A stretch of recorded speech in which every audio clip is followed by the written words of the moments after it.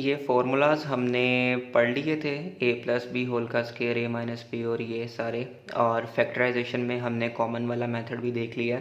अच्छा, जब भी हमें फैक्टराइजेशन के लिए क्वेश्चन आएगा, ये बात ज़रूरी है, इस बात को हमेशा याद रखना है जब भी फैक्टराइजेशन का क्वेश्चन आएगा, कि जब भी हमें सिंपली लिखा होगा क्वेश्चन में फैक्टराइज, तो हमें कैसे पता चलेगा कि हमने उसको कैसे सॉल्व करना है, कॉमन फार्मूला इन सब मेथड में से कौन सा यूज़ करना है। होगा ये कि हमने चेक करना है सबसे पहले कि उस क्वेश्चन में कॉमन तो नहीं कुछ आ रहा। अगर कॉमन आ रहा है तो हम उसको कॉमन से फैक्टराइज करेंगे।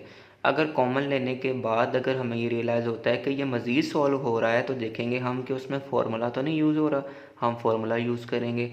हो सकता है कॉमन ना आ रहा हो, कॉमन नहीं आएगा तो हम देखेंगे कि फार्मूला यूज़ हो रहा है। फार्मूला यूज़ नहीं हो रहा होगा तो हम देखेंगे मिडिल टर्म ब्रेक हो रही है कि नहीं। अगर मिडिल टर्म ब्रेक भी नहीं हो रही तो हम ये वाला मेथड यूज़ करेंगे और फिर ये वाला मेथड यूज़ करेंगे। तो हमें इन सारे स्टेप्स से उसको गुजारना है, देखते हुए कि इससे सॉल्व तो नहीं होता, इससे सॉल्व तो नहीं होता, इससे या इससे या इससे सॉल्व तो नहीं होता। तो हमने इन सब स्टेप्स के उसको गुजारना है। हो सकता है आपने सबसे पहले कॉमन लिया हो, तो कॉमन लेने के बाद आपको रियलाइज़ हुआ कि यार इस पर तो फार्मूला भी यूज़ हो रहा है, तो हम फिर फार्मूला भी यूज़ करेंगे। लेकिन पहला स्टेप हमेशा कॉमन लेने का है, ठीक है।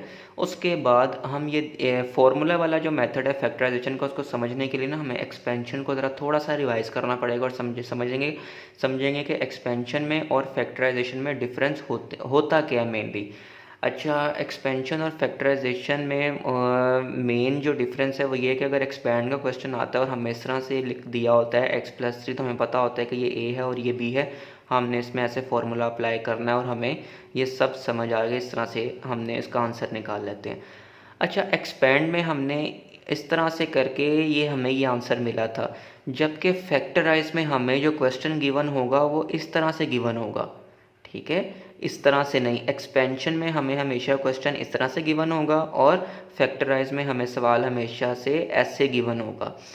तो एक्सपेंशन में हमने इसको ऐसे सॉल्व किया था, फैक्टराइजेशन में हमने इसको उल्टा सॉल्व करना है, ठीक है। एक्सपेंशन में हमने जैसे सॉल्व किया, फैक्टराइजेशन में इसको उल्टा सॉल्व करना है। अब फैक्टराइज हमें अगर इसी तरह लिखा हुआ आएगा तो हमने इसमें क्या करना है, एज इट इज़ जैसे ये ए का स्क्वायर था, उसके बाद हमने इस स्टेप पे जाना है, इस वाले के स्टेप पे नहीं, इस वाले स्टेप पे जाना है। जैसे ये ए का स्क्वायर हो गया, फिर हमने थोड़ी स्पेस देकर इसको 3 का स्क्वायर बनाया, क्योंकि 3 का स्क्वायर 9 है, एक्स का स्क्वायर लेंगे तो ये एक्स स्क्वायर आएगा। सेंटर में हमने फॉर्मूले का 2 पुट करना है, उसके बाद ए हमने यहाँ पर लिखना है और 3 हमने यहाँ पर लिखना है। अगर ये 2a और b तीनों आपस में मल्टीप्लाई होके ये वाली टर्म बनाएंगे तभी फार्मूला मेथड यूज़ होगा। बाज़ क्वेश्चंस में ये वाला मल्टीप्लाई होके आपस में 2ab नहीं बनाता, तो हमने ये इन तीनों को मल्टीप्लाई किया, देखा 6x आ रहा था। हमने क्या किया, इधर से a और इधर से b, और फॉर्मूले में देखा कि प्लस वाला यूज़ हुआ है, इधर प्लस का साइन पुट किया और इसको ब्रैकेट में बंद कर दिया, ठीक है। एक्सपेंशन में जैसे सॉल्व हुआ था, फैक्टराइजेशन में हमने इसको उल्टा सॉल्व किया। सेम इसी तरह इसी मेथड में एक्सपेंड t-6 वाले मेथड में हमने एक्सपेंड करते हुए इस पे माइनस वाला फार्मूला यूज़ किया था और इसको माइनस से एक्सपेंड कर दिया था।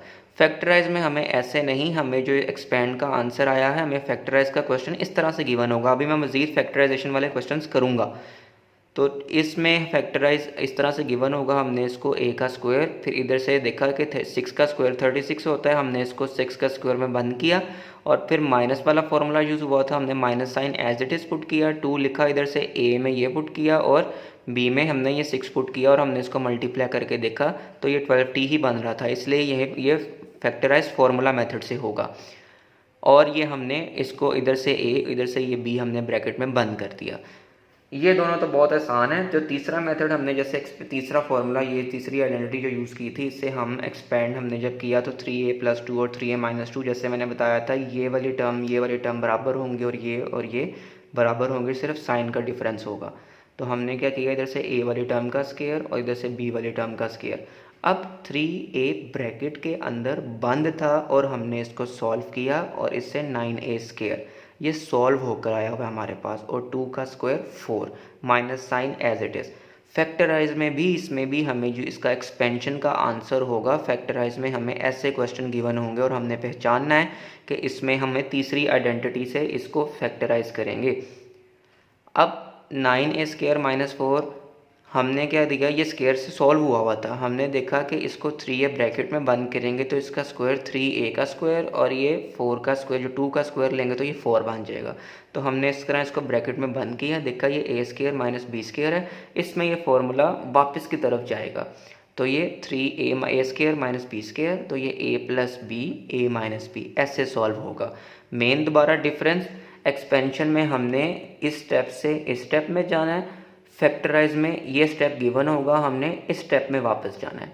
फिर से कहूँगा, अगर हमें फैक्टराइज का सिंपली अगर हमने चेक कैसे करना है, हमें कैसे पता चलेगा कि फैक्टराइजेशन में कौन सा स्टेप लगेगा। फर्स्ट करो या मैं ये क्वेश्चन ये सिंपल गिवन है, हमने सबसे पहले देखना है इसमें कुछ कॉमन आ रहा है, इन तीनों में से कुछ कॉमन नहीं आ रहा, ठीक है। तो हमने फिर फार्मूला मेथड पे आना है।